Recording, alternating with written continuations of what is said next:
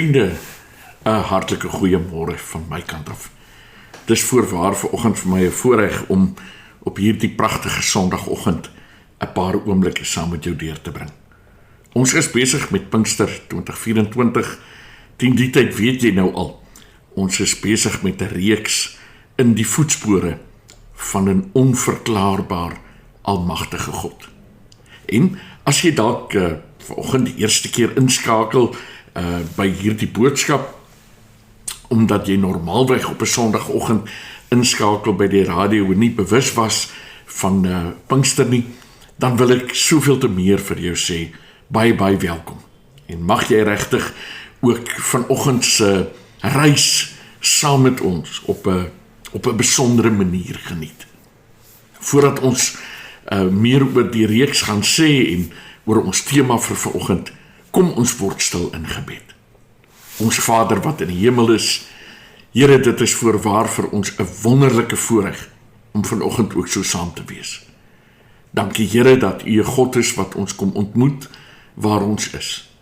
Dankie Here dat U 'n God is wat met ons op pad is. Dankie dat ons sedert donderdag aan diep bewus kan wees van die feit, Here, dat U van ons bewus was, dat U in U liefde en in U omgee by ons was, sedert ons in die moederskoot gevorm is. En Here, of dit 5 of 10 of 50 of 80 jaar later is, dankie dat U steeds die God is, wat met ons bemoeienis maak, en wat U hand van genade oor ons hou. En nou Here, is dit my gebed dat U ook in hierdie tydjie van ons saamwees, op 'n besondere manier met ons sal praat, dat ons diep bewus sal wees van U teenwoordigheid, en van dit wat U ook vanoggend uit U woord met ons wil deel. Seën ons saam wees, Here, en mag dit wees tot eer en tot verheerliking van U wonderlike naam. Amen. Nou miskien terwille van mense wat dalk by ons ingeskakel het vanoggend, nie gisteraand se boodskap geluister het nie, of dalk gisteraand se boodskap wel geluister het, maar net so 'n bietjie weer ons geheue wil verfris. Vriende, ons het gisteraand stilgestaan by die tema, 'n goeie God moet mos goed wees vir sy kinders. En julle sal onthou dat ek gesê het, kom ons maak dit sommer, of kom ons noem dit sommer 'n geestelike wiskundesom. Wiskundesom baie eenvoudig, 'n plussom. Goeie God plus goeie kinders is gelyk aan voorspoed en rykdom. En die van julle wat nou na die boodskap geluister het, sal nou ook weet, ek is bietjie doelbewus, bietjie aspres met my keuse van woorde, want voorspoed en rykdom is baie keer dit wat ons van God verwag. Dis baie keer die sorg wat ons wil hê, hy moet toepas. Ons is nie soseer ingestel op die ewige lewe en 'n klomp ander diep geestelike dinge nie. Nee wat, ons kan ons maar eerlik wees, ons wil eintlik maar net hê dat dit hier en nou met ons sal goed gaan. Dat ons hier en nou voorspoed sal beleef. Dat ons hier en nou sal kan kompeteer met die wêreld. Nou, dit is ongelukkig so, dat ons in 'n baie negatiewe wêreld leef. Het is ongelukkig so, dat ons kommunikasie baie ontwikkel het, die laaste 100 jaar. Ag, as jy dink waar plaastelefone, of moet ons dit verder vat, as jy dink waar telegramme begin het, plaastelefone, na vandag, waar ons letterlik oor die lengte en die breedte van die wêreld heen, met die druk van 'n knoppie met mekaar kan praat, selfs mekaar kan sien. Nou in hierdie wêreld, sou 'n mens mos nou verwag, dat God se kinders nie uitgepraat kan raak oor hoe goed God is. In 'n reaksie op al die negativiteit van die wêreld sou 'n mens verwag het dat God se kinders sal sê, nee julle, Die Here is vir my goed. En vriende, helaas lyk dit vir my, dit gebeur nie sommer nie. Ek lê die laaste tyd, en ek wil nou nie 'n tydperk aan dit koppel nie, maar ek lê die laaste tyd op, veral op sosiale media, dat daar al meer advertensies verskyn onder oënskynlik die naam van bekende winkelgroepe, wat dan dinge adverteer vir verspotte pryse. Op 'n stadium toe ek 'n drone, of moet ek nou sê 'n hommeltuig, ek is net bang, jy weet nie waarvan ek praat nie. Op 'n stadium toe ek 'n hommeltuig wou koop, het ek uit die aard van die saak so groot geskrik toe ek sien wat die regte goeies kos, dat ek hier in die goedkoper areas gesoek het op die internet. En gou agtergekom het dat daar baie webtuistes is wat hoë kwaliteit produkte met hoë kwaliteit prentjies en beskrywings daarbey adverteer, gekoppel aan die naam van groot handelaars. Maar as jy ingaan, min of meer hier waar jy by die betaaldeel kom, dan kom jy agter dat dit eintlik maar 'n slinkse poging is om jou kredietkaartbesonderhede in die hande te kry. Dieselfde kan gesê word van juweliersware, van gereedskap, my ander belangstelling. En ek dink die ou reël geld, maar as iets te goed klink om waar te wees, dan is dit gewoonlik. Vriende, ons leef, vir ek en jy dit nou wil weet of nie, ons leef in 'n tyd van leuns, van onwaarhede. En is boonop nog 'n verkiesingsjaar ook. Nou, vanoggend se tema, onthou nou, ons reageer in 'n reeks eintlik altyd terug na dit wat ons reeds gesê het, en ons werk na 'n punt toe vorentoe. As ons gisterand vir mekaar gesê dat hierdie wiskundige som is nie so eenvoudig, goeie God plus goeie kinders is gelyk aan voorspoed en geluk nie, rykdom nie, dan moet ons vanoggend vir mekaar sê, maar goed, is daar dan nie hoop in ander mense se verhale nie? God is tog met ons almal op pad. Is daar nie van ons hoop? As dit met my swaar gaan, maar jy het 'n storie van hoop, is daar nie vir my hoop in jou storie nie? Nou tydens ons erediens vanoggend in die kerk word 'n pragtige klein seentjie gedoop.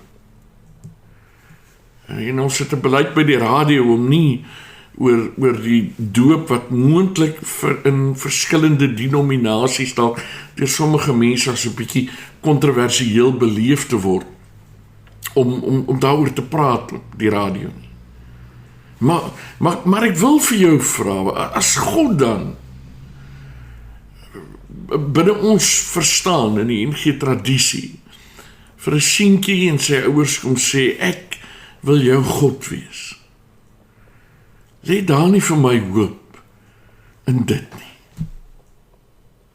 Nou, daar's 'n klomp pragtige hoopstories in die Bybel, maar in my voorbereiding het die Here my gelei na die verhaaltjie toe daar in Johannes 20.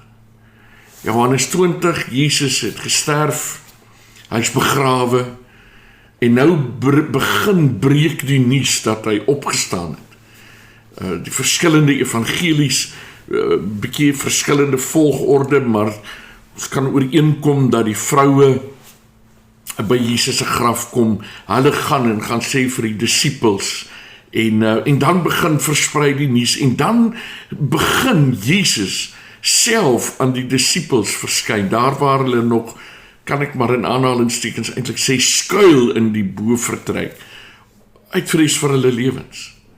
Want as Jesus vermoor kon word, wat sal met sy volgelinge gebeur? En dan vang ons die verhaal in Johannes 20, waar Jesus aan sy disippels verskyn het, En Thomas was nie teenwoordig nie. En in Johannes 20 vers 24, waar ek nou vir ons begin lees, sê die Bybel, Thomas, wat ook Didymus genoem is, een van die 12, was nie by die disippels toe Jesus gekom het nie. Die ander disippels sê toe vir hom, ons het die Here gesien. Maar hy sê vir hulle, as ek nie die merke van die spykers in sy hande sien, en my vinger in die merke van die spykers steek, en my hand in sy sy steek nie, sal ek nooit glo nie. Volgende perikoop, vers 26. 8 dae later was Jesus se disippels weer by mekaar en Thomas was by hulle. Hoewel die deure gesluit was, het Jesus gekom en tussen hulle gaan staan en gesê, vrede vir julle. Daarna sê hy vir Thomas, bring jou vinger hier en kyk na my hande. En bring jou hand en steek hom in my sy en moenie langer ongelowig wees nie, maar wees gelowig. En Thomas sê vir hom, my Here en my God. En toe sê Jesus vir hom, glo jy nou omdat jy my sien? Gelukkig is die wat nie gesien het nie en tog glo. Jesus het nog baie ander wondertekens wat nie in hierdie boek beskryf is nie voor sy disippels gedoen. Maar hierdie wondertekens is beskryf sodat julle kan glo dat Jesus die Christus is, die Seun van God, en sodat julle deur te glo in sy naam die lewe kan hê. Ai, ou Thomas, om te dink uiteindelik raak hy 'n Afrikaanse spreekwoord, streepie, gesegde, ongelowige Thomas. Vir een keer wat hy moes glo hy nie. Dis mos hoe ons graag reageer. Ons haal vir Thomas uit en sê, ag, ou maat, jy was een van die disippels, jy was een van die 12, jy is veronderstel van beter te weet, hè? Hoe dan? Jesus het ons gesê, ek gaan sterf aan die kruis, ek gaan begrawe word, ek gaan opstaan, ek gaan lewe, ek gaan die dood oorwin. Hoe kan jy dit nie glo nie? Vriende, kom ons sit gou die verhaal in perspektief. En dan sê ek en jy vir mekaar, as ons nou vanoggend die koerant moes oopmaak, en ons lees van iemand, wat gesterf het, wat dood was, dood, wat begrawe is, en dan kom daar vriende en familie, 'n paar dae, etlike dae, na die tyd, en sê, jy sal nie glo nie, ou Anton, lewe, hy het by ons kom kuier. Hoe sal jy reageer? En ons haal Thomas uit. Maar Thomas het by die kruis gestaan. Thomas het waarskynlik op 'n afstand die paadjie gevolg na die graf toe. En nou moet hy hoor, hierdie Jesus wat hy sien sterf het, sien begrawe is, hierdie Jesus lewe. Ek kan hom nie kwaadlik neem. Ek dink net ons leef in so 'n tyd, waar mense soveel stories maak, dat dit al moeiliker raak om dinge te glo. Skool het ons 'n onderwyser gehad, wat jou nogal gelos het, as hy jou nou uitvang, dat jy nie huiswerk gedoen het nie, of wat ook al. Dan sou hy vra, nou wat het hier gebeur, en soos 'n kind se besigheid mos nou maar werk, dan begin jy verduidelik, maar die probleem met 'n leuen is mos altyd, jy moet verskriklik mooi let op wat jy sê, want later knoop jy jouself so vas, en dan het hy so 'n manier gehad, as jy nou goed op dreef was, dan het hy vir jou gesê, jong, as 'n ding te goed klink om waar te wees, dan is dit gewoonlik. En dan, ongeag jou storie, is daar maar besluit op 'n toepaslike straf vir die oortreding. Dis die tyd waarin ons lewe. Vriende, ek wil vanoggend 2 stellings maak en ek gaan myself die reg toe eien om dit te maak, omdat ek myself as deel van die probleem beskou en nie deel van die oplossing. En die eerste stelling wat ek gaan maak is, ek dink die grootste probleem in die NG Kerk, waarvoor ek baie lief is, waarvan ek 53 jaar al deel is, die grootste probleem, een van die grootste probleme, is dat ons te min maak om te getuig van die trou van die Here. Ek dink ons is arm aan ons getuienis. Ek dink ons kan leer by ons medebroers en susters in ander denominasies om te getuig oor die trou van die Here. Ons doen dit net nie. Ek bedoel, ons het amper groot geword binne hierdie tradisie, dat ons tog net nie geestelik hoogmoedig moet wees. En as mense nog getuig, dan is ons reaksie baie keer, nee, hy sal weer, hy lern geestelike hoogmoed. Die beste van alles is, ons gebruik nog 'n Bybelteks om dit te regverdig. Ons wil vinnig daar in die bergrede gaan blaai, Matteus 5, Matteus 6, en sê, Jesus het gesê, moenie op straathoeke staan, nie, gaan in jou binnekamer, praat daar met God. Weet wat? Die disippels kan nie stil bly oor die feit dat Jesus lewe nie. Hulle opgewondenheid is absoluut oorweldigend. Die een oomblik is hulle nog in sak en as en angs en vrees in die bovertrek by mekaar, omdat hulle geliefde Jesus dood is, en 3 dae nadat hy dood is, kom die vroue, en het verander hulle hele lewe. Hulle kan dit nie vir hulle self hou. Hulle moet jubel, hulle moet dit vertel, en wanneer hulle dit vir Thomas vertel, dan reageer hy, as ek hier die merke van die spykers sien, en my vingers in dit druk, en my hand in sy syne, sal ek dit nooit glo. Vriende, ek en jy het 'n storie om te vertel, van die trou van die Here. En ek dink ons verarm die wêreld, deur ons storie vir onsself te hou. En nou gaan ek met jou blaatant eerlik wees, wat is die stories wat ons vertel?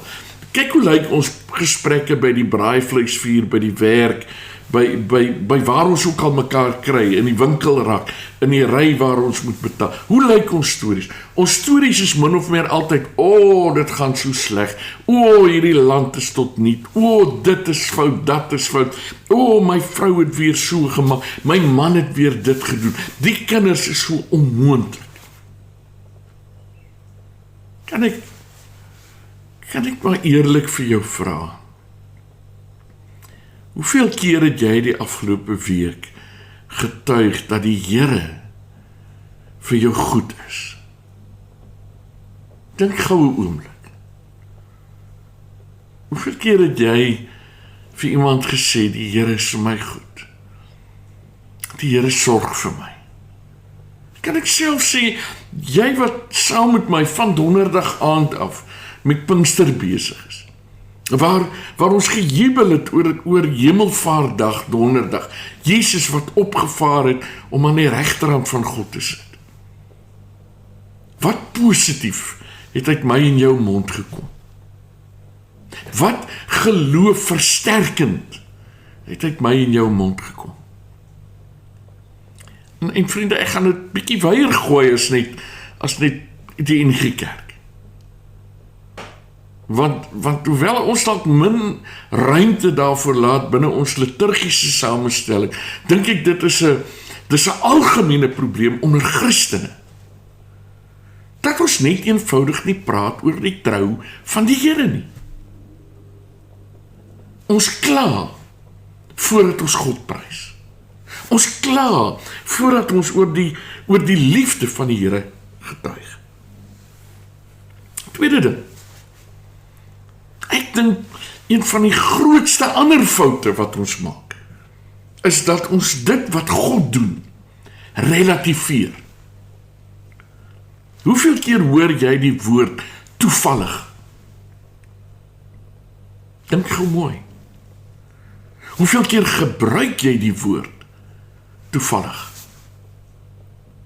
Nee, ek het met my kar gery en toe gaan staan my kar met 'n papwiel, maar weet jy wat, toevallig kom daar iemand verby, toe ek ontdek dat ek nie my wheelspanner of my gereedskap of my domkrag by my het nie. Toevallig kom daar iemand verby met dieselfde fabrikaat as ek. Nee man, ek is al so oud, ek kan nie meer 'n band self omruil nie, maar toevallig toe kom daar 'n jong man verby en hy hou stil en hy help my.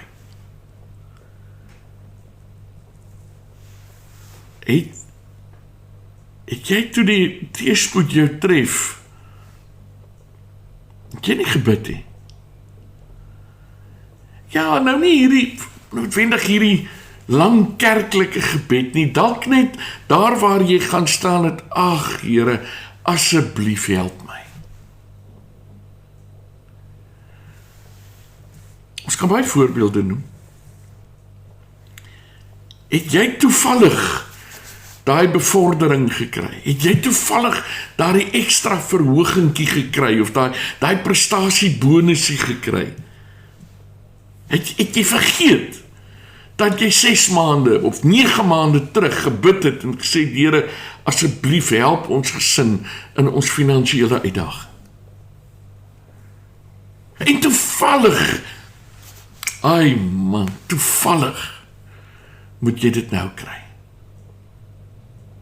Toevallig het jy nou aan 'n polis verander en toe stuur die maatskappy jou om 'n doktersondersoek te hê en toevallig toe ontdek hulle een of ander iets. Toevallig. Dit terwyl ek en jy bid dat die Here sy hand van genade oor ons sal hou. My kind gaan oor see, toevallig beland hy of sy by so lekker familie, op so lekker plaas waar hy kan werk, waar sy kan au pair. Terwyl ons knieë deurgestaan het, gepleit het dat die Here asseblief tog net sal voorsien. Vriende, hoekom beroof ons die Here van sy eer? Thomas, hoekom kan jy nie die Here Jesus op sy woord vat, toe hy gesê het, hy gaan uit die dood opstaan nie?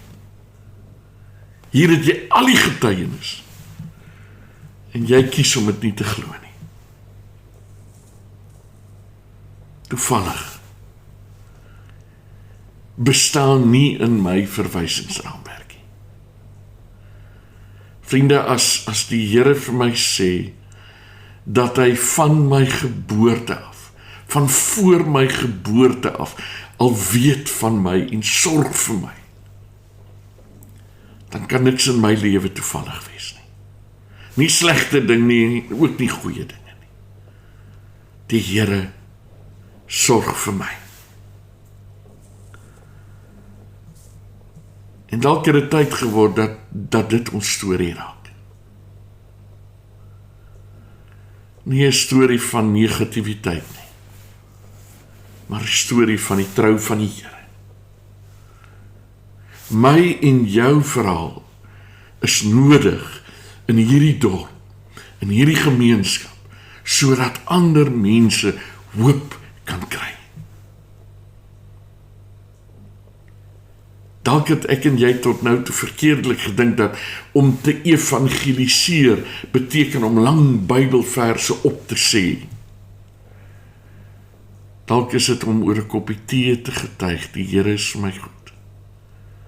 Dalk is dit om oor langs 'n braaivleisvuur te getuig. Onthou jy, ek het nou so 2 maande terug vir jou vertel van die krisis. Ek kon nie eers vir jou die detail gee nie. Wel, ek wil net vanaand getuig en vir jou sê, die Here het vir ons uitkoms gegee. Vriende, die wêreld daar buite wag om ons te glo. As ons lank genoeg oor die trou van die Here getuig, sal die wêreld ons glo. Sal die eer van die Here uiteindelik herstel word. Ons mag dit nie vir onsself hou nie. Mag ek en jy vandag uitgaan en ons storie gaan vertel. Mag ons met gespitste ore luister na ander mense se storie. Dalk het jy vanoggend iemand se storie nodig, omdat jy hoop nodig het. Spits jou ore en luister, dat dit nie toeval is dat daar uitkoms is nie, maar dat dit 'n onverklaarbaar almagtige God is, wat uitkoms gee.